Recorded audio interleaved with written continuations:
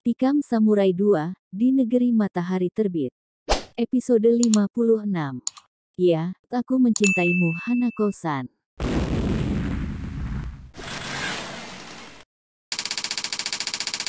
Tikam Samurai 2, di Negeri Matahari Terbit. Episode 56. Ya, aku mencintaimu Hanako-san. Apa salahnya? Bukankah dia tak ikut secara langsung? Dia telah ikut menolongmu Zendo. Dan saya akan menolong Zatoichi. Adil bukan? Apakah menolakkan ke dalam itu bisa dianggap sebagai pertolongan? Tanya Zendo. Kenapa tidak? Maka sekarang, majulah. Anak muda sombong. Kau sangka kami takut padamu. Jangan menyesal kalau hari ini nyawamu kusudahi. Dan sehabis kalimatnya dia menyerang si bungsu, dan anak buahnya juga ikut menyerang. Kali ini Zatoichi benar-benar tak bisa membantu. Tenaganya yang sangat lemah, ditambah darah banyak mengalir dari pahanya yang menganga, membuat dia terduduk tak bisa bergerak. Namun si bungsu sudah bertekad untuk membela Zatoichi. Dia bertekad untuk membelanya sampai tetes darah yang terakhir. Karenanya, begitu Zendo menyerang, dia tak mau kasih hati. Dia melangkah 2 langkah. Dan samurainya bekerja. Yang kena justru 3 orang anak buah Zendo yang tadi mengetatkan kepungannya. Mereka tak menduga kalau anak muda ini melangkah surut dan memutar samurai sehingga memakan diri mereka.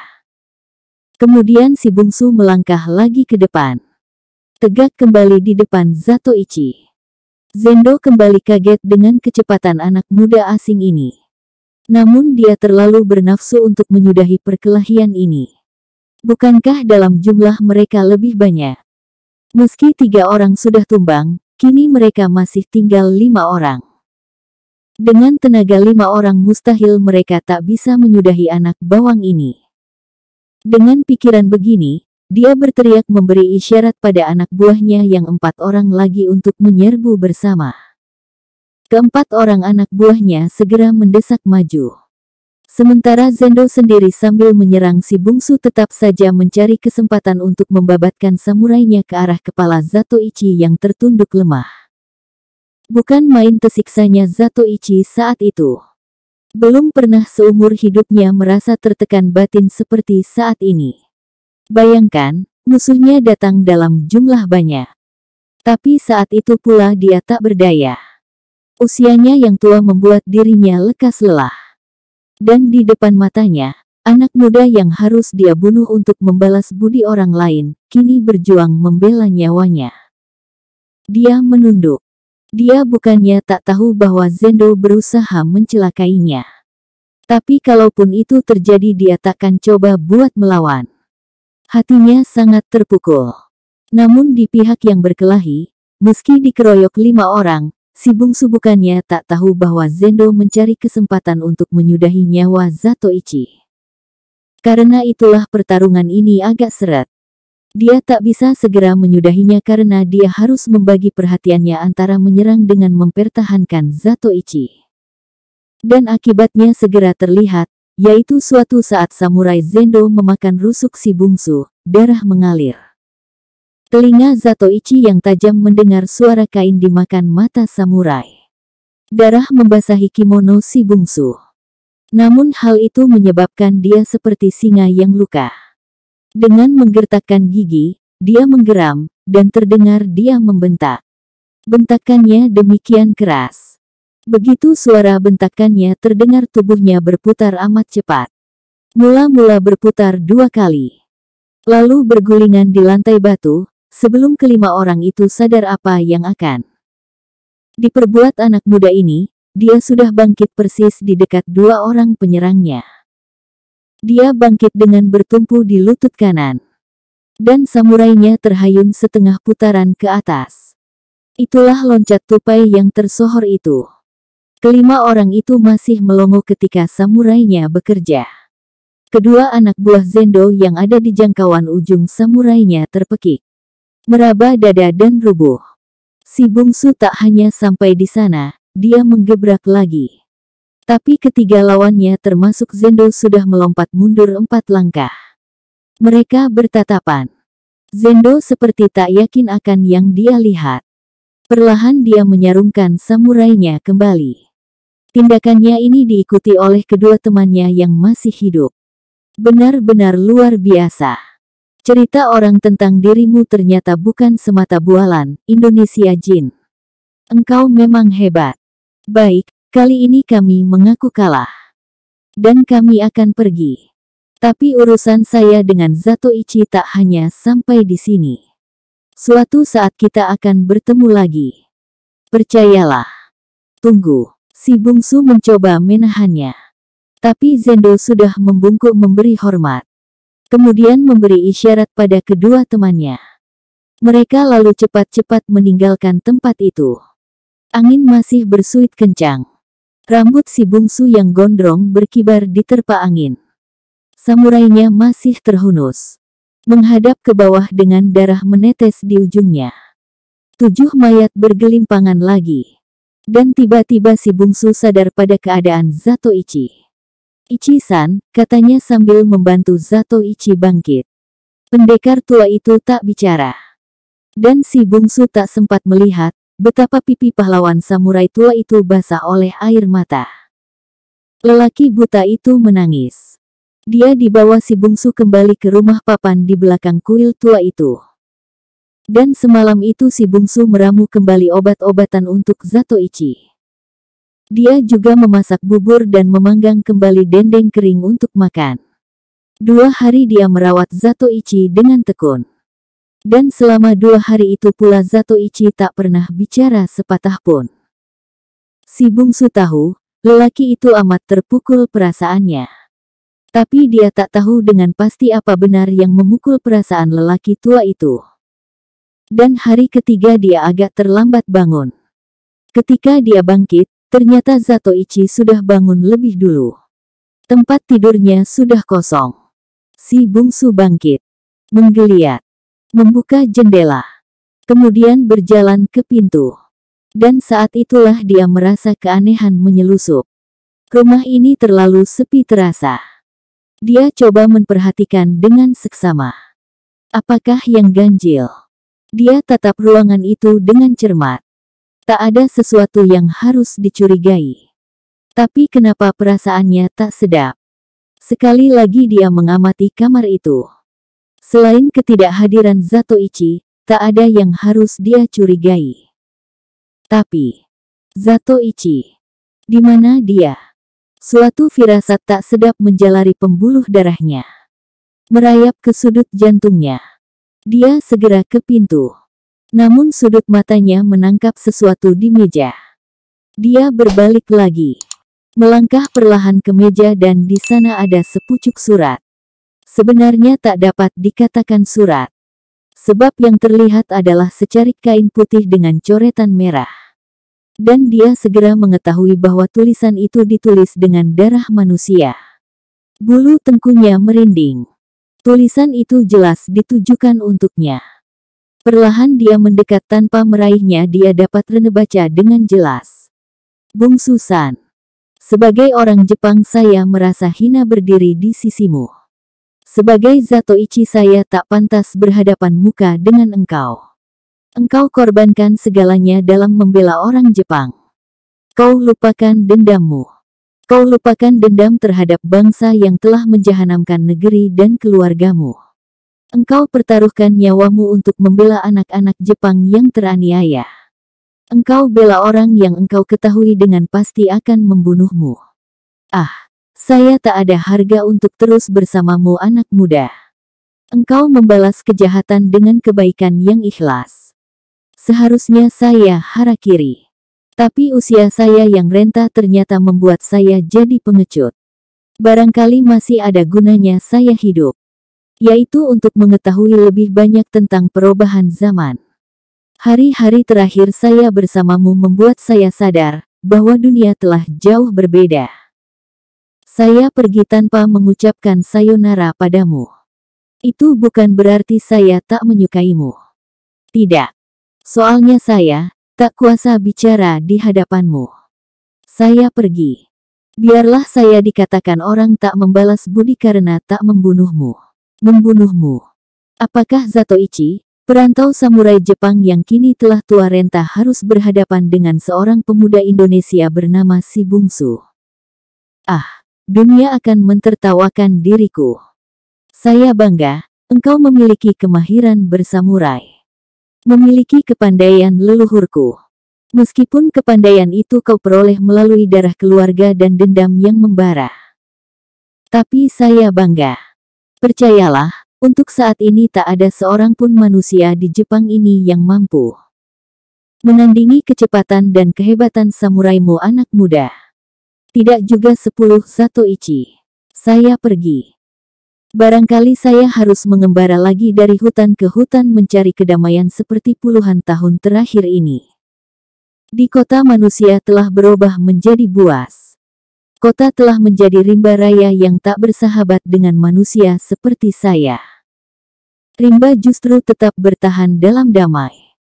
Bungsu-san, ada seorang gadis yang saat ini mencarimu. Dia sangat mencintaimu. Saya yakin itu. Dan saya juga yakin engkau mencintainya. Saya berdoa kalian dijodohkan Tuhan. Gadis itu adalah Michiko, anak Saburo Matsuyama. Dia sangat menderita karena kematian ayahnya. Tapi penderitaannya yang paling utama adalah karena dia engkau tinggalkan. Ah, saya akan puas untuk mati kalau kelak mendengar kalian menikah. Sayonara. Zatoichi. Si bungsu tertegak diam. Tanpa dapat dia tahan, matanya jadi basah. Dia teringat pada Zatoichi selama 2 hari ini. Betapa pahlawan samurai itu tak sepatah pun mau bicara sejak dia menyelamatkan nyawanya dalam pertarungan melawan Zendo. Kini dia telah pergi. Perlahan si bungsu membuka pintu. Angin musim dingin menerpa masuk. Meniup rambutnya yang gondrong. Menerpa mukanya yang murung. Seorang sahabat telah pergi. Dia merasa sepi. Tak pernah dia mimpikan akan bisa bertemu muka dengan pahlawan samurai yang kesohor itu. Dan tak pula terbayangkan olehnya, bahwa dia seorang anak dusun dari Gunung Sago. Suatu saat akan ditakdirkan membela nyawa pahlawan samurai dari negeri yang tentaranya pernah merobek-robek kampung halamannya. Dia menarik nafas panjang. Kini dia sendiri lagi. Perlahan dia berbalik, masuk lagi ke kamar. Mengambil buntalan kainnya. Mengambil samurainya. Menatap kamar itu sekali lagi. Lalu melangkah keluar. Di luar dia menutupkan pintu. Lalu melangkah menjauh. Di halaman dia menoleh sekali lagi ke rumah tua di belakang kuil itu. Seperti menatap untuk terakhir kalinya. Kemudian berbalik. Melangkah di jalan berkerikil. Terus ke jalan raya. Sore itu udara sangat indah. Musim bunga. Tak jauh dari budokan berhenti sebuah mobil. Seorang lelaki turun. Memandang ke gedung budokan. Kemudian memandang ke arah rumah Hanako. Rumah itu kelihatan banyak berubah. Sudah semakin mentereng dan terawat indah. Perlahan lelaki yang turun dari mobil itu berjalan ke arah rumah tersebut. Dia kelihatan ragu-ragu. Sudah lama sekali dia tak datang kemari. Betulkah masih orang yang dahulu penghuni rumah ini? Pikirnya. Dia berhenti di persimpangan jalan besar dengan jalan setapak menuju ke rumah. Ada seorang lelaki tengah membersihkan beberapa rumpun bunga. Dia coba memperhatikannya. Tak dia kenal lelaki itu. Dia melangkah masuk. Lelaki itu masih asik bekerja. Dia batuk kecil. Lelaki itu menoleh. Mereka bertatapan. Lelaki yang bekerja itu mengerutkan kening. Dia tak pernah mengenal lelaki ini. Maafkan saya, kata lelaki yang baru datang itu. Ya, ada yang bisa saya bantu. Saya mencari rumah seorang sahabat. Kalau tak salah dahulu dia tinggal di rumah ini. Siapa namanya?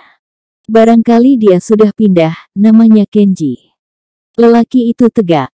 Menatap pada yang baru datang itu. Dan tiba-tiba dia seperti menemukan sesuatu. Anda pastilah si bungsu dari Indonesia. katanya hampir-hampir berbisik. Tapi lelaki yang baru datang itu mendengarnya. Dia heran dari mana orang itu mengetahui namanya. Benar, saya si bungsu. Ucapannya belum berakhir ketika lelaki itu berseru ke arah rumah. Hanako-san, Hanako-san. Himbaunya. Dari dalam rumah muncul seorang perempuan cantik dengan tergesa. Dia kaget mendengar seruan lelaki yang tak lain dari Waseda itu. Ada apa? Tanyanya. Lihatlah siapa yang datang ini. Waseda berkata pada istrinya. Hanako baru menyadari bahwa di hadapan suaminya ada seorang lelaki. Dia menatap pada lelaki itu. Lelaki itu, yang memang si bungsu. Yang juga menatap pula padanya. Tiba-tiba sebuah gigilan menyerang tubuh Hanako. Dia tegak seperti patung. Mulutnya bergerak memanggil nama si bungsu, namun tak ada suara yang keluar. Yang keluar justru air matanya. Hanako-san. Suara si bungsu terdengar bergetar. Dan tiba-tiba gadis Jepang itu menghambur ke pelukan si bungsu. Bungsu-san, Bungsu-san. Desahnya di antara tangis yang tak terbendung. Dia memeluk anak muda itu. Membenamkan wajahnya di dada si bungsu yang bidang. Dan Waseda, suami Hanako, menatap pertemuan itu dengan terharu. Hanako, engkau sehat-sehat. Suara si bungsu kembali terdengar perlahan. Hanako merenggangkan pelukannya. Menghapus air matanya. Menatap wajah si bungsu, dan tiba-tiba dia menangis lagi. Pemuda itu kelihatan kurus. Rambutnya tak terurus. Demikian pula pakaiannya. Dan hal itu membuat hati Hanako jadi luluh. Mana Kenji-san? Tanya si bungsu. Kenji-san pergi ke tempat kawannya. Dan yang menjawab ini adalah Waseda. Dan Hanako segera sadar bahwa di sana ada suaminya. Dia kembali merenggangkan dekapannya dari si bungsu. Menoleh pada suaminya. Inilah bungsu sa yang telah menyelamatkan kami Waseda-san. Katanya pada suaminya. Dan kemudian dia menoleh pada si bungsu, lalu berkata. Bungsu-san, ini Waseda Tokugawa, suamiku. Si bungsu tak merasa kaget. Dia sudah bisa menebak. Namun tetap saja ada segores luka dan kecewa di lubuk jantungnya yang amat dalam. Dia membungkuk memberi hormat pada lelaku itu. Dan Waseda membalas hormatnya dengan membungkuk dalam-dalam pula. Saya doakan kalian bahagia, kata si bungsu. Saya banyak mendengar tentang diri saudara. Saya ikut berutang budi atas pertolongan saudara bungsu pada Hanako dan seluruh saudaranya. Suara Waseda terdengar jujur. Marilah kita ke rumah, sementara menunggu Kenji-san pulang. Suara Waseda terdengar lagi. Dan si bungsu mengikuti langkah Waseda. Sementara Hanako masih memegang tangannya. Di pintu si bungsu tertegak. Memandang ke arah kamar Kenji. Di sana dahulu Hanako diperkosa ketika dia dan Kenji tak di rumah. Dan di ruang tengah ini dia berkelahi dengan anggota Yakuza, menolong nyawa Kenji. Hanako mengerti apa yang dipikirkan si bungsu. Gadis itu menangis lagi terisak. Rumah itu sudah jauh sekali berubah. Peralatannya sangat indah. Dan rumah itu sendiri tersusun dengan rapi. Waseda ternyata lelaki yang benar-benar berjiwa luhur. Dia santai sekali tak merasa cemburu atau sakit hati melihat Hanako tak mau lepas-lepasnya dari sisi si bungsu. Gadis itu nampaknya memang sangat merindukan si bungsu. Hanya si bungsu yang merasa kikuk karenanya. Dan ketika Kenji pulang, pertemuan itu benar-benar mengharukan. Engkau kurus sekarang bungsu-san.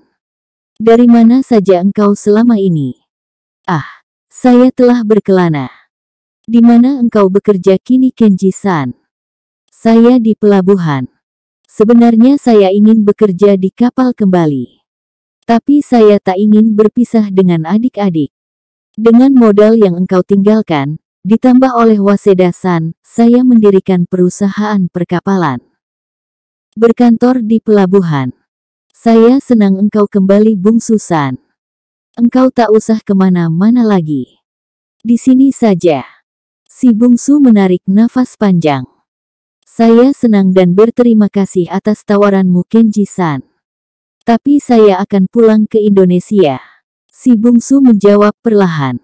Sudah tentu jawabannya ini mengagetkan mereka yang ada di sana. Hanako mulai lagi menangis. Saat itu Waseda tak di rumah. Dia pergi ke kantornya. Dan tak lama setelah itu, terdengar suara mobil berhenti di depan. Lalu ketika Hanako membuka pintu, Waseda muncul bersama ayahnya, Tokugawa. Si bungsu tertegak melihat kehadiran orang tua itu. Demikian pula Tokugawa. Dia diberitahu anaknya atas kedatangan si bungsu. Dan malam ini dia memerlukan datang menemuinya. Si bungsulah yang pertama membungkuk memberi hormat. Tokugawa membalasnya dengan membungkuk pula dalam-dalam. Waseda maklum bahwa anak muda ini sangat disegani ayahnya. Sebab ayahnya tak pernah berlaku demikian hormatnya pada orang lain. Keluarga Tokugawa memang memiliki kesombongan tersendiri. Bukan karena angkuh atas kekayaan atau garis keturunan yang melahirkan para pahlawan, tapi karena demikianlah sikap para samurai. Kini dia melihat betapa ayahnya berlaku pada anak muda ini. Dan dari sana dia dapat mengetahui semakin banyak, bahwa anak muda ini pastilah telah banyak sekali berbuat dalam kehidupan ayahnya. Dia tak mengetahui dengan pasti apa yang telah diperbuat anak muda itu dalam kehidupan ayahnya. Tapi meski tak mengetahui, dia dapat merasakannya. Saya dengar engkau kembali, nak. Suara Tokugawa terdengar perlahan sambil bersalaman. Ya, saya kembali. Tokugawa kemudian melangkah masuk. Mengambil tempat duduk di atas tikar. Mereka duduk mengelilingi sebuah meja kecil. Duduk bersimpuh di lantai. Hanako menuangkan sake ke cawan kecil. Saya dengar engkau telah bertemu dengan orang yang engkau cari selama ini. Suara Tokugawa terdengar kembali setelah berdiam diri beberapa saat selesai meneguk sakenya. Ya, saya telah bertemu, jawab si bungsu perlahan. Dia khawatir kalau soal itu ditanyakan lebih lanjut oleh Tokugawa. Tapi orang tua yang arif itu ternyata hanya bertanya sampai di situ. Waseda anak saya, dia menikah dengan Hanako 6 bulan yang lalu. Si bungsu jadi gugup. Dia dapat menangkap bahwa dalam kalimat Tokugawa itu, orang tua tersebut arif akan perasaan Hanako terhadap dirinya. Tokugawa mengetahui bahwa gadis itu mencintai si bungsu, dan demikian pula sebaliknya. Dan kalimatnya sebentar ini semacam permintaan maaf. Namun si bungsu harus mengakui secara jujur, bahwa dia sangat terharu atas tindakan Tokugawa. Orang tua itu jelas ingin melindungi Hanako dan saudara-saudaranya sepanjang hidup. Tindakannya menyetujui pernikahan anaknya dengan Hanako ini semacam tindakan menebus hutangnya. Saya sangat berterima kasih dan bahagia sekali Tuan mau menikahkan anak Tuan dengan adik saya. Katanya perlahan. Terima kasih, Bungsu-san. Suara Waseda terdengar sambil membungkukkan badan. Dan malam itu mereka berbincang tentang hal-hal lain. Tentang kota Tokyo. Tentang tentara Amerika yang makin banyak di Jepang. Tentang berbagai hal. Tapi 3 hari kemudian mereka harus berpisah. Si bungsu sudah bertekad untuk pulang ke Indonesia. Dan ketika niatnya tak bisa ditawar lagi, Tokugawa lalu membelikannya tiket pesawat udara. Dia akan pulang ke Indonesia lewat Singapura dengan kapal terbang. Di pelabuhan udara Haneda, ketika panggilan untuk penumpang sudah terdengar melalui pengeras suara, Hanako kembali menangis. Yang lain tegak agak jauh. Hanako memeluk si bungsu. Bungsu-san, aku mencintaimu. Aku mencintaimu. Jawablah untuk kali yang terakhir, apakah engkau mencintaiku? Hanako berbisik di antara isak tangisnya. Si bungsu jadi kaget. Apa yang harus dia jawab?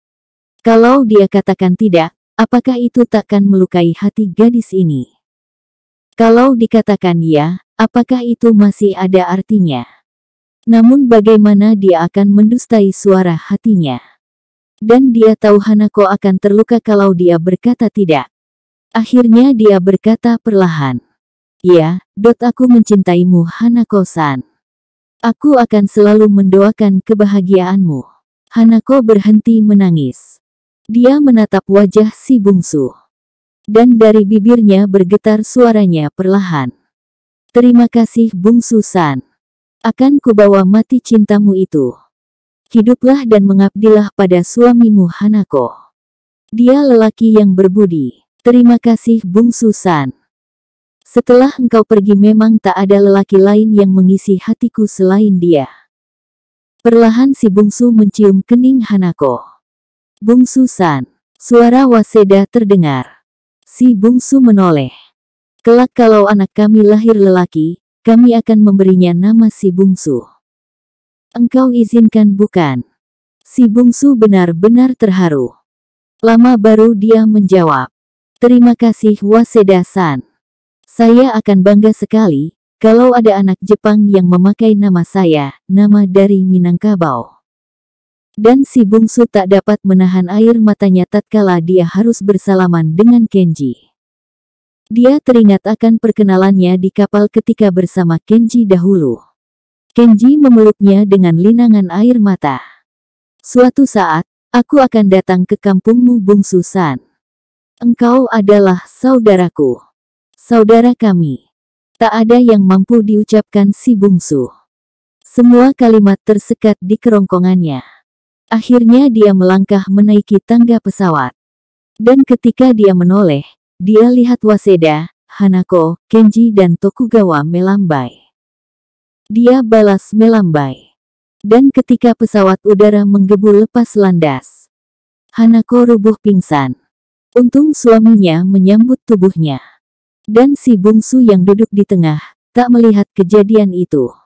Hari itu dia bertolak meninggalkan negeri Sakura. Meninggalkan negeri dendamnya.